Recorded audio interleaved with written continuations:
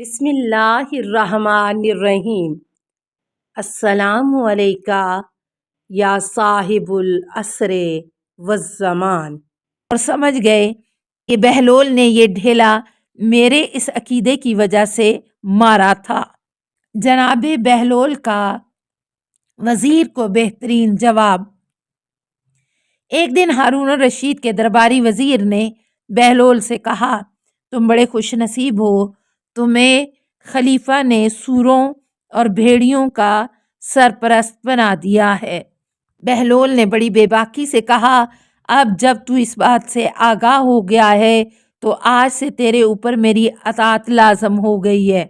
بہلول کا یہ جواب سن کر وہ شرمندگی سے خاموش ہو گیا اور وہاں پر موجود لوگ یہ سن کر ہنسنے لگے۔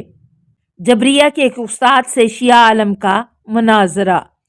ایک دن اہل سنت کے ایک بزرگ عالم اور مذہب جبر کے استاد زرار بن زبی ہارون الرشید کے وزیر یحییٰ بن خالد کے پاس آ کر کہنے لگا، میں بحث و مناظرہ کرنا چاہتا ہوں، تم کوئی ایسا آدمی لے آؤ جو مجھ سے بحث کر سکے۔ یحییٰ، تم کسی شیعہ عالم سے بحث کرو گے؟ زرار، ہاں، میں ہر ایک سے مناظرہ کرنے کے لیے تیار ہوں۔ یحییٰ نے ہشام بن حکم امام جعفر صادق علیہ السلام کے شاگرد رشید کو یہ پیغام بھیجا۔ جناب ہشام مناظرہ کے لیے آ گئے اور مناظرہ اس طرح شروع ہوا۔ ہشام، امامت کے سلسلے میں انسان کی ظاہری صلاحیتیں معیار ہیں یا باطنی صلاحیتیں؟ زرار، ہم تو ظاہری پر ہی حکم لگاتے ہیں کیونکہ کسی کے باطن کو صرف وحی کے ذریعے ہی سمجھا جا سکتا ہے۔ ہشام، تو نے سچ کہا، اب یہ بتاؤ کہ ابو بکر اور حضرت علی میں ظاہری اور باطنی اعتبار سے کون رسول خدا صلی اللہ علیہ وسلم کے زیادہ ساتھ رہا؟ کس نے اسلام کا زیادہ دفاع کیا اور بڑی بہادری سے اسلام کی راہ میں جہاد کیا، اسلام کے دشمنوں کو نیست و نابود کیا؟ اور ان دونوں میں کون ہے جس کا تمام اسلامی فتوحات میں سب سے زیادہ اہم کردار رہا؟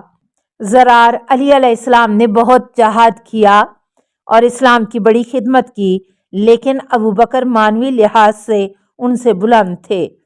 ہشام، یہ تو باطن کی باتیں کیوں کرنے لگا جبکہ ابھی تو یہ کہا ہے کہ یہ باطن کی باتیں صرف وحی کے ذریعے معلوم ہو سکتی ہیں، اور ہم نے یہ طے کیا تھا کہ ہم صرف ظاہر کی باتیں کریں گے، اور تو نے اس اقرار سے حضرت علی علیہ السلام نے اسلامی فتوحات میں نمایاں کردار ادا کیا ہے، اس بات کا بھی اعتراف کر لیا کہ وہ اور دوسرے لوگوں کے مقابل خلافت کے زیادہ حقدار تھے۔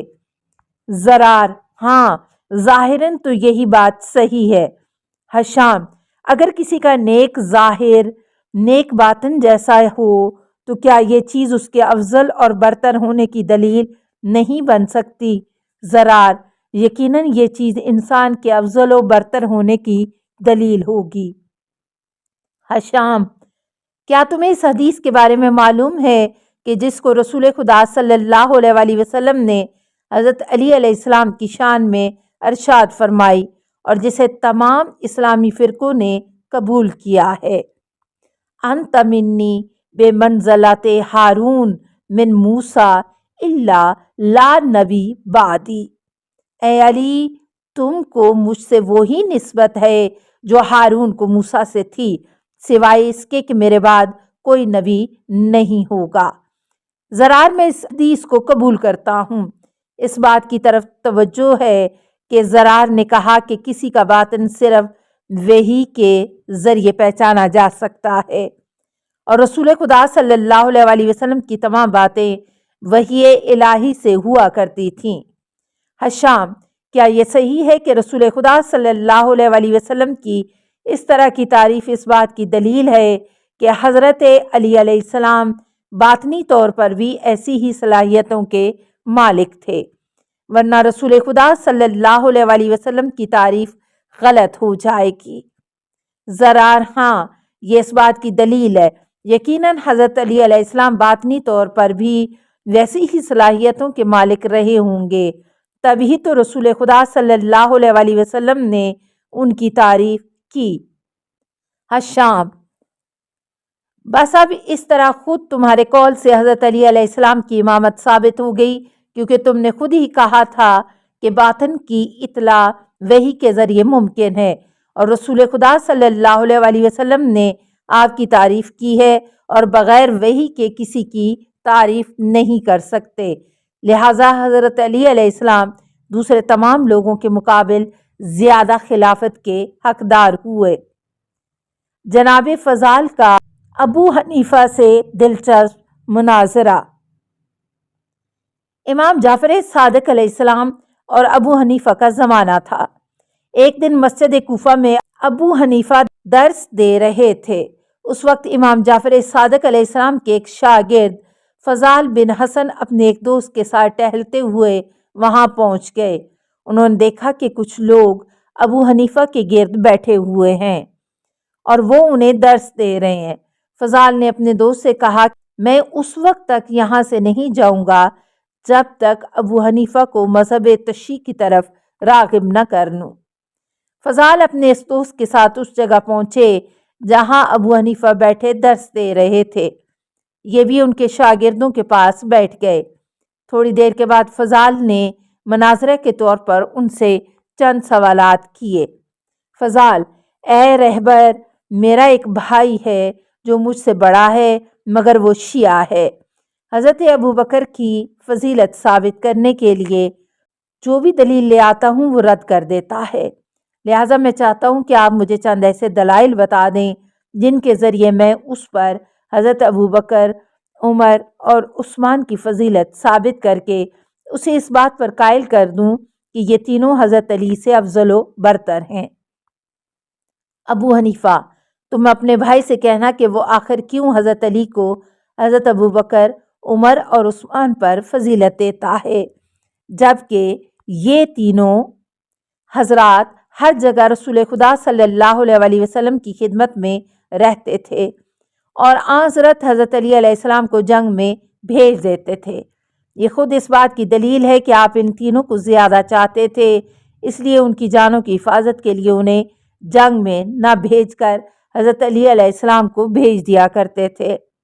فضال، اتفاق سے یہی بات میں نے اپنے بھائی سے کہی تھی تو اس نے جواب دیا کہ قرآن کے لحاظ سے حضرت علی علیہ السلام چونکہ جہاد میں شرکت کرتے تھے اس لیے وہ ان تینوں سے افضل ہوئے، کیونکہ قرآن مجید میں خدا کا خود فرمان موجود ہے۔ وَفَضَّلَ الَّذِينَ الْمُجَاهِدِينَ عَلَى الْقَاعِدِينَ أَجْرًا عَظِيمًا۔ خداوند عالم نے مجاہدوں کو بیٹھنے والوں پر اجر عظیم کے ذریعے فضیلت بخشی۔ ابو حنیفہ، اچھا ٹھیک ہے، تم اپنے بھائی سے یہ کہو کہ وہ کیسے حضرت علی کو حضرت ابوبکر و عمر سے افضل و برتر سمجھتا ہے، جبکہ یہ دونوں حضرت صلی اللہ علیہ وسلم کے پہلو میں دفن ہیں اور حضرت علی علیہ السلام کا مرکز رسول سے بہت دور ہے۔ رسول خدا صلی اللہ علیہ وسلم کے پہلو میں دفن ہونا ایک بہت بڑا افتخار ہے، یہی بات ان کے فضل، ان کے افضل اور برتر ہونے کے لیے کافی ہے۔ فضال، اتفاق سے میں نے اپنے بھائی سے یہی دلیل بیان کی تھی۔ اس نے اس کے جواب میں کہا کہ خداوند عالم قرآن پاک میں ارشاد فرماتا ہے، لا تدخلوا بیوت النبی الا ان یؤذن لکم، رسول کے گھر میں بغیر ان کی اجازت کے داخل نہ ہو۔ یہ بات واضح ہے کہ رسول خدا کا گھر خود ان کی ملکیت تھا، اس طرح وہ قبر خود رسول خدا کی ملکیت تھی، اور رسول خدا صلی اللہ علیہ وسلم نے انہیں اس طرح کی کوئی اجازت نہیں دی تھی اور نہ ان کے ورثاء نے اس طرح کی کوئی اجازت دی۔ ابو حنیفہ، اپنے بھائی سے کہو کہ عائشہ اور حفصہ دونوں کا مہر رسول پر باقی تھا، ان دونوں نے اس کی جگہ رسول خدا کے گھر کا 2 حصے اپنے باپ کو بخش دیا، لہٰذا وہ وہاں دفن ہوئے۔ فضال، اتفاق سے میں نے بھی یہ دلیل بیان کی تھی، مگر میرے بھائی نے کہا کہ تم اہل سنت تو اس بات کا عقیدہ رکھتے ہو کہ پیغمبر وفات کے بعد کوئی چیز بطور وراثت نہیں چھوڑتا، اور اسی بنا پر رسول اکرم صلی اللہ علیہ وسلم کی بیٹی جناب فاطمہ الزہرا سلام اللہ علیہا کو تم لوگوں نے فدق سے بھی محروم کر دیا۔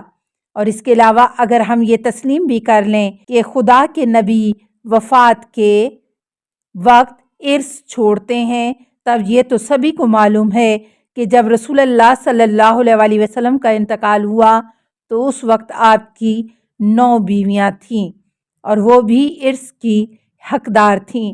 اب وراثت کے قانون کے لحاظ سے گھر کا 8واں حصہ ان تمام بیویوں کا حق بنتا تھا۔